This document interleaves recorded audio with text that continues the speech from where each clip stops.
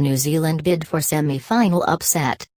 Sachin Tendulkar may have unwittingly provided New Zealand with extra motivation to cause a huge upset in Tuesday's World Cup semi-final against India when he wished MS Dhoni happy birthday and all the very best for the next two games.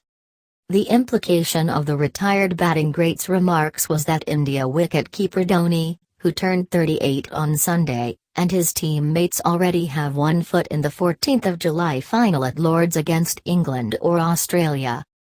India, whose group match against 2015 runners-up New Zealand was washed out, have suffered just one defeat at this World Cup so far, against England, and ended on top of the 10-team group stage, making them strong favourites to beat the Black Caps. Opener Rohit Sharma became the first batsman to score 5 centuries in a single World Cup when he made 103 in a 7-wicket win over Sri Lanka at Headingley on Saturday, while fast bowler Jasprit Bumrah has been the spearhead of a well-balanced bowling attack. Meanwhile, India captain Virat Kohli is renowned for relishing the big occasion. His side appear to have an embarrassment of riches at their disposal, with Bumrah saying, "It's a good headache to have when everyone's performing and everyone's in good nick, and that's something you love to have going into a crucial game like next week's semi-final." But if New Zealand, whose attack is set to feature experienced left-arm quick Trent Boult and fit-again fast bowler Lockie Ferguson, can find a way through India's top 3, they could expose a lengthy tale. The Black Caps, who only qualified for the semi-finals in 4th place on the basis of net run rate, have lost their last 3 games, against Pakistan, holders Australia and England. They now have the additional incentive of proving to Tendulkar that his prediction of an India appearance in the final was premature. "People aren't expecting us to win, and from my point of view I think that's a good place to be in," New Zealand coach Gary Stead told reporters at Old Trafford on Sunday.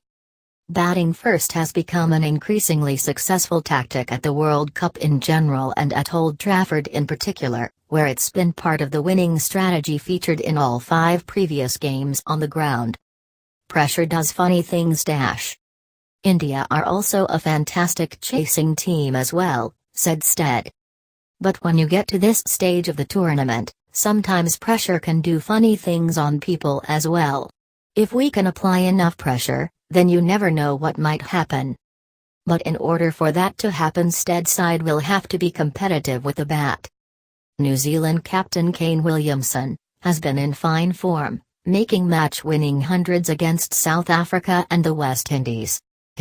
But the rest of the top order have had a largely forgettable World Cup, with the Black Caps losing 13 wickets in the power play at just 23.38 each, the worst record in the competition.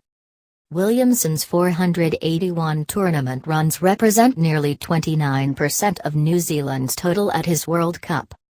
"Kane has stood up brilliantly for us," said Stead. "I don't think we'll be doing anything drastic, we just know we have to be better in that area than what we have been so far." India, set to be roared on by thousands of loyal fans, may have the look of cricket thoroughbreds, but Ferguson made it clear the Black Caps had no intention of just making up the numbers. "As a team we definitely want to be the scrappers and guys that scrap for wins, and not always do we win pretty," he said. As for playing in front of a partisan audience, Stead said, "I'm guessing there are not going to be a lot of English people in the crowd, and there will be a lot of Indians.